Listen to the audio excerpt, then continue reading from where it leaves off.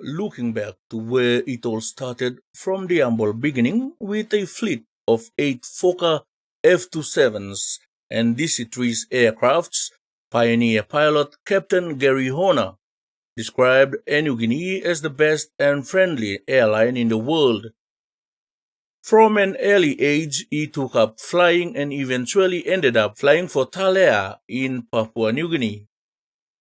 Captain Horner served with Niugini for 15 years and was the man behind the naming of the airline.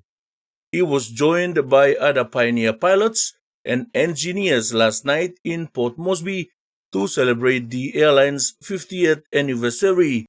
My first connection with PNG was way back in 1965 when I arrived here as a 20-year-old on a TA DC-3 into Goroka to fly the Lick Lick Binatang Baru Sister 185 for Junior Buchanan.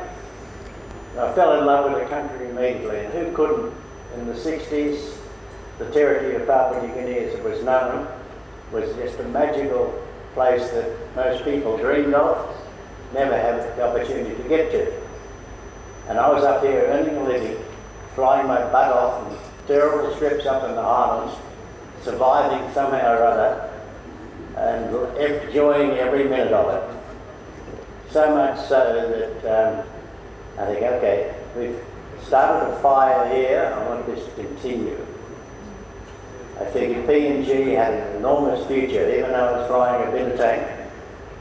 So one way to do that particular objective is to head back down under and join TAA. Based in those days, Tullamarine Airport didn't exist. It was Essendon, which is just across the road, 1967. 2 DC-3s and DC-4s. Lasted 2 Melbourne winters. The second winter in Melbourne did the job well and truly. I said, that's it, no more Melbourne winters. I want to get back to PNG.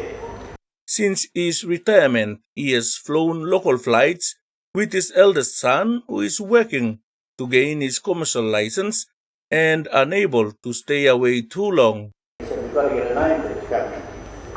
And I said, well, how about we throw a bit of local flavour and give it a top prison name?